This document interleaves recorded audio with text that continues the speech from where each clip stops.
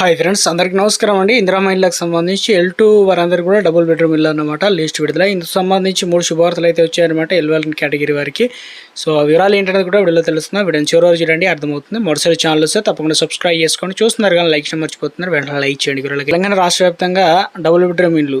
So ఇందుకు సంబంధించి ఏం చేస్తున్నారంటే డబుల్ బెడ్రూమ్ ఇల్లు లబ్ధిదారులకు ఇదే చివరి నోటీసులు అంతే హెచ్చరిస్తున్నారు. నోటీసులు ముట్టిన 15 రోజుల్లో చాలామంది డబుల్ బెడ్రూమ్ ఇళ్లలో లేవడం అంటే ఉండడం లేదని చెప్పేసి ఇప్పటికే 2 సార్లు నోటీసులు జారీ చేసామని చెప్పేసి ఇది లాస్ట్ ఫైనల్ అని చెప్తున్నారు. ఇక ఎవరైతే రాకుండా అలాగే ఉంటారో వారందరికీ కూడా ఇల్లు అనేది డబుల్ బెడ్రూమ్ అనేది రద్దు చేస్తారనమాట.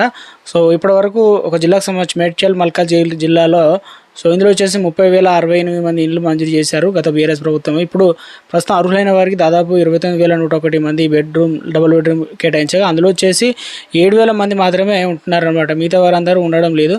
సో అందుకని చెప్పేసి ఇళ్లను రద్దు చేస్తారనమాట. సో ఇప్పటికే తెలంగాణ రాష్ట్ర వ్యాప్తంగా పూర్తి కాకుండా జిల్లాలు చాలా ఇళ్లలో కూడా ఉన్నాయి కాబట్టి రాష్ట్ర జిహెచ్ఎంసీ పరిధిలో కూడా ఏదైతే L1 కేటగిరీలో ఉన్న వారికి సొంత స్థలం ఉన్న వారికేమో అవి ఇస్తున్నారు. L2 వారికి వచ్చేసి ముఖ్యంగా డబుల్ బెడ్రూమ్లు అయితే కట్టిస్తున్నారు కాబట్టి ఇప్పటికే ప్రభుత్వ సొంత స్థలాలు ఉన్న వారికి అయితే కట్టేయడానికి ప్రభుత్వం కూడా అన్ని ఏర్పాట్లు చేస్తుంది. అయితే ఒక గుడ్ న్యూస్ ఏంటంటే L2 ఉన్న వారికి అన్ని జిల్లాల్లో అసంపూర్తిగా ఏదైతే గత బీఆర్ఎస్ ప్రభుత్వ హయాంలో ఉన్న ఇండ్లు ఉన్నాయో కంప్లీట్ చేసి L2 వారికి ఇస్తారు.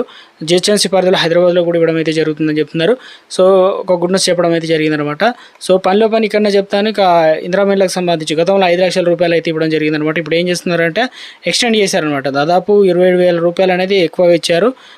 కేంద్ర ప్రభుత్వ పథకాన్ని కూడా యాడ్ చేయడం అయితే జరిగిందనమాట. సంబంధించి ఇందిరమ్మ ఇళ్ళకి సంబంధించి ముఖ్యంగా గుడ్ని చెప్పడం జరిగిందనమాట. గతంలో దరఖాస్తు చేసుకొని వారు సైతం ప్రభుత్వం చూపిస్తున్న వేగాన్ని చూసి ఇప్పుడు కొత్తగా అర్జీలు పెట్టుకుంటున్నాయి. ఈ పథకం కింద దాదాపు రికార్డు స్థాయిలో 77.68 లక్షల దరఖాస్తులు అనేది రావడం జరిగింది అనమాట. చాలామంది దరఖాస్తు చేసుకుంటున్నారు. ఇందులో వచ్చేసి L1 కేటగిరీలో దాదాపు 23.20 లక్షల మంది అర్హులు గుర్తించారనమాట. వీరంతా సొంత స్థలం ఉండి నివాసానికి పక్కా ఇల్లు లేని అత్యంత నిరుపేదలు గుర్తించారు. వారందరికీ కూడా ప్రభుత్వం కట్టించడానికి అన్ని ఏర్పాటు చేసి మొదటి విడత రాష్ట్ర వ్యాప్తంగా చూసుకున్నట్లయితే 3,500 ఇండ్లు నియోజకవర్గాన్ని చెప్పిన 3,50,000 ఇండ్లు అంటే ఇలా ఇవ్వడం జరిగిందనమాట.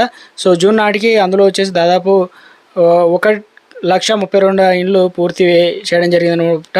సో మరో 72,000 ఇండ్లు నెలాఖరులో కంప్లీట్ చేయడం జరుగుతుందని చెప్పేసి ఇప్పటికే నాటికి స్లాబులు అయితే కంప్లీట్ కానున్నాయి.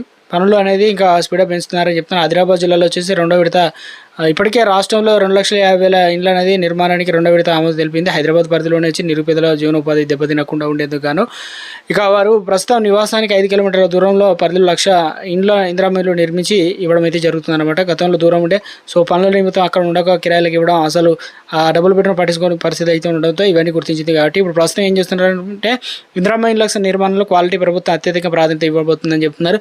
స్థానికంగా ఉచిత ఇసుకను అందజేస్తూ ఇక పర్యవేక్షణ కమిటీ అయితే ఉన్నట్టు చెప్తున్నారు. ఇక నిర్మాణం ఏ దశకు చేరుకుంటే ఆ దశకు సంబంధించిన బిల్లులు ఆన్లైన్లో నేరుగా లబ్ధి అయితే చేకూరబోతుందని చెప్తున్నారు.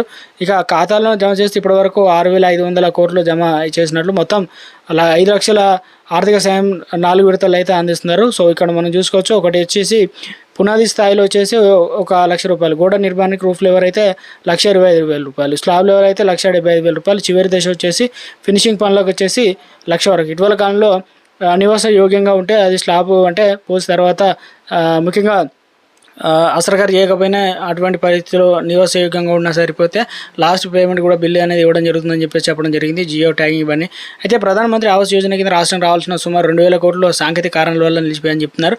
ఇవన్నీ త్వరలోనే రిలీజ్ అయ్యే అవకాశాలు అయితే ఉన్నాయని చెప్తున్నారు. మొత్తం మీద ఇప్పటికీ గుడ్ న్యూస్ చెప్పడం అయితే జరిగిందనమాట. త్వరలో ఎవరైతే ముఖ్యంగా లబ్ధిదారులు L2లో ఉన్నారో వారికి అర్హులు ఉన్నట్లయితే తప్పనిసరిగా నిరుపేదలకు ప్రభుత్వ భూమిలో త్వరలోనే ఇళ్ల జాగాతో పాటు ఇల్లు కట్టించి అయితే ఇవ్వబోతున్నారంటూ తాజాగా అప్డేట్స్ అయితే రావడం జరిగిందనమాట.